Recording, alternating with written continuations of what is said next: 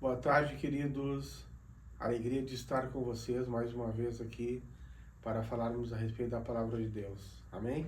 Vamos abrir nossas Bíblias no livro de Romanos, Romanos capítulo 12, versículo 9. Tá meditando nessa palavra muito interessante, uma palavra bem prática assim de como a gente deve se comportar, de como a gente deve agir. Começando então no versículo 9. O amor seja sem hipocrisia. Detestai o mal, apegando-vos ao bem. Amai-vos cordialmente uns aos outros com amor fraternal, preferindo-vos em honra uns aos outros. No zelo não sejais remissos, sede fervorosos no espírito, servindo ao Senhor. Regozijai-vos na esperança, que é alegrai-vos na esperança da vida eterna. Independente do que está acontecendo, regozijai-vos na esperança. Sede pacientes na tribulação, na oração perseverantes. Então a palavra de Deus diz assim, sede pacientes na tribulação. Então ser paciente na tribulação é o contrário de ser impaciente, de ficar murmurando na tribulação, de reclamar porque a tribulação está demorando a passar. Amém? Então como devemos passar pela tribulação? Com paciência, esperando o tempo de Deus, esperando que Deus está trabalhando. As tribulações fazem parte de um processo de transformação do nosso caráter, da nossa vida. As provações vêm de Deus também. Não é só as coisas boas, as provações elas nos tornam mais maduros. Então a palavra nos ensina aqui, sede pacientes na tribulação, na oração perseverantes. Perseverantes, orar todos os dias. Não orar só quando você está precisando, quando a água sobe, de vez em quando. Não orar só quando você está com medo e precisa urgentemente que Deus resolva alguma coisa que está afligindo o teu coração. Então aqui fala, na oração perseverantes. Independente se estão acontecendo coisas boas ou coisas não muito boas, siga perseverando em oração. Amém? Compartilhais as necessidades dos santos, praticai a hospitalidade, que é acolher as pessoas, abençoais que vos perseguem, abençoais e não amaldiçoeis. Nesse nós vamos voltar depois. Alegrai-vos com os que se alegram e chorai com os que choram. Se alegrar com os que se alegram, o que quer dizer isso na prática, irmãos? Quando alguém recebe uma promoção, quando alguém prospera, quando alguém recebe uma boa notícia, você realmente se alegrar com aquela pessoa, não ficar no coração pensando, mas comigo não acontece nada, quando é que comigo vai acontecer alguma coisa? Se alegrar de todo o coração com o bem que o teu irmão está passando, com aquilo que está acontecendo de bom para com ele, e chorar com os que choram, compartilhar do mesmo sentimento com aquele que está sofrendo, que está passando por uma luta, ajudar ele em oração, se colocar na brecha por aquela pessoa que está chorando, que está passando por uma adversidade, interceder junto a Deus por aquela pessoa, para que aquela tribulação passe, chorar com os que choram. Tende o mesmo sentimento uns para com os outros. Em lugar de seres orgulhosos, condescendei com o que é humilde. Não sejais sábios aos seus próprios olhos. Porque na verdade, irmãos, a sabedoria ela vem de Deus. E ser sábio aos seus próprios olhos é uma tolice. Porque sempre vai ter alguém que vai ser mais inteligente, que vai ser mais sábio que tu. Então é uma tolice ser sábio aos seus próprios olhos. Se achar que sabe mais que os outros é uma tolice. Porque isso aí não é verdade. E ainda a sabedoria que nós temos, também não podemos nem nos gloriar nela, porque vem de Deus. Não torneis a ninguém mal por mal. Esforçai-vos por fazer o bem perante todos os homens. Temos que nos esforçar para fazer o bem. Não somente fazer aquele bem assim que está na hora ali na nossa mão, que acaba acontecendo no automático. Nos esforçar, procurar suprir as necessidades dos outros, descobrir as necessidades dos outros. Se possível, quando depender de vós, tende paz para com todos os homens. Não vos vingueis a vós mesmos, amados. Prestem bem atenção, queridos. Mas dai lugar à ira, porque está escrito, dai lugar à ira. A qual ira? A ira de Deus. Porque o Senhor diz assim, ó, está escrito: a mim me pertence a vingança, eu é que retribuirei, diz o Senhor. Porque se você, o versículo ensina o seguinte, a palavra de Deus nos ensina que se nós retribuirmos, o Senhor não vai precisar retribuir.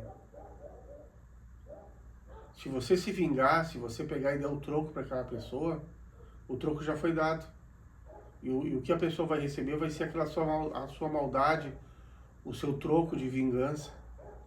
Então a palavra nos ensina que a vingança pertence ao Senhor e que é Ele que vai retribuir, é o que diz a palavra. Que não é para nós nos vingarmos a nós mesmos, mas darmos lugar à ira de Deus, que Deus vai fazer o que for necessário. Pelo contrário, diz a palavra, se o teu inimigo tiver fome, dá de comer. Se tiver sede, dá de beber. Porque fazendo isso amontoarás brasas vivas sobre a tua cabeça. Não te deixes vencer do mal, mas vence o mal com o bem. Não te deixes vencer do mal é quando a pessoa cansa e desiste, foi vencida pelo mal, fica ali sem forças para fazer nada, não consegue fazer mais nada, mas segue, vence o mal com o bem. Então a palavra fala que tu quer amontoar brasas vivas sobre a tua cabeça? Então tu faz isso. Se o teu inimigo tiver fome, dá de comer. Se tiver sede, dá de beber. E não te vinga, deixa a vingança, que é o Senhor que diz que vai retribuir. Mas você, depois de toda essa palavra, você vai dizer, mas me diz uma coisa, é uma pergunta muito inteligente da tua parte, se você estivesse fazendo essa pergunta no teu coração, na tua mente. Mas evangelista, me diz uma coisa, olha que insanidade você está me dizendo. O meu inimigo, aquele que é o meu mal, se ele tiver fome, eu vou levar comida para ele? Se ele tiver sede, eu vou dar de beber? O cara está me causando um prejuízo, está me perseguindo, e além de não amaldiçoar, ainda vou abençoar para que ele vá mais bem ainda? Isso parece uma irracionalidade. Parece uma loucura o que tu está me pedindo, evangelista. Mas não é só eu que estou te pedindo, é a palavra de Deus que diz que nós devemos proceder assim. É a palavra de Deus que diz que isso agrada a Deus. E que agindo assim, tu vai amontoar brasas vivas sobre a tua cabeça. Que com certeza é algo muito bom. Então o Senhor, Ele nos dá um modelo de vida cristã. E eu concordo que tu possa ter tido esse espanto, porque realmente a palavra de Deus, ela vai ao encontro, ela vai ao contrário, vai de encontro, ao contrário, não é ao encontro. Ao encontro é quando vai junto. A palavra de Deus vai de encontro ao que o mundo pensa. O Evangelho vai de encontro, vai contra o pensamento do mundo. Porque no mundo é essa lei ainda até hoje do Antigo Testamento. Olho por olho, dente por dente. Se a pessoa te dá um tapa, tu dá outro. Se a pessoa fala mal de ti, tu é autorizado a falar mal dela. Essa é a lei do mundo. Essa é a lei do pecado e da morte. Mas o Senhor nos convida, nos chama para entrar pela porta que é Jesus e para seguir os passos de Jesus. Então, realmente, aquilo que eu falo, para quem não tem entendimento, para quem não é espiritual, para quem não conhece essa palavra, parece loucura. Amém? O Evangelho ele vai na contramão do mundo. E depois, para nós complementarmos, no capítulo 12, nesse mesmo capítulo 12 que nós oramos em Romanos, no versículo 1, diz assim, ó: rogo-vos, pois, irmãos, pelas misericórdias de Deus, que apresenteis o vosso corpo por sacrifício vivo, santo e agradável a Deus, que é o vosso culto racional. E olhem só, e não vos conformeis com este século, mas transformai-vos pela renovação da vossa mente, para que experimenteis qual seja a boa, agradável e perfeita vontade de Deus. Então não vos conformeis com este século, com a forma como o mundo vive. Que Deus não quer mais que seja olho por olho, que tu pague o mal com o mal.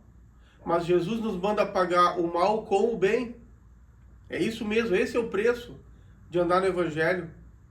O Evangelho, a palavra de Deus diz que é loucura para os que se perdem. É uma contradição, é loucura para os sábios deste mundo, porque eles não entendem o que Jesus falou. Eles não conseguem compreender onde está a racionalidade de tu dizer que se te ofenderem numa face, tu dá a outra face sem revidar. Esse é o evangelho. Os que praticam isso vão para um lugar diferente daqueles que praticam a outra coisa. Os que praticam isso vão escutar do Senhor: vinde à direita, fiquem à minha direita, benditos do meu Pai, porque eu preparei o reino de Deus para você. É uma escolha que você faz. Nessa tarde, essa palavra te leva a uma escolha de viver o Evangelho. E o que diz no capítulo 2? No capítulo 12, versículo 2: não vos conformeis com esse século, mas transformai-vos pela renovação da vossa mente. Leia a palavra de Deus. E agora nós vamos terminar. A palavra de Deus, tu lendo a palavra de Deus, ela transforma a tua mente. Os pensamentos são trocados. Aqueles pensamentos do mundo de revidar são substituídos por essas palavras que nós estamos falando agora. Transformai-vos pela renovação da vossa mente, como evangelista. Lendo essa palavra, guarda ela na tua mente, no teu coração. E o Espírito Santo vai fazer ela frutificar. E você vai entender que essas atitudes que o Senhor colocou na sua palavra para você fazer, vão fazer bem para o teu corpo, vão fazer bem para a tua alma, vão fazer bem para ti. E você vai poder andar perto de Deus. E você vai conseguir ser feliz. Amém? Graça e paz. Obrigado por essa palavra, Senhor. Obrigado por essa palavra, Pai, por ter iluminado o nosso entendimento e por ter nos dado essa instrução, essa orientação de como nós devemos viver, Senhor. Amém, queridos? Guarda essa palavra preciosa no teu coração. Deus abençoe a ti, Deus abençoe a tua família. Fica com Deus. E até a próxima mensagem, se Deus assim permitir.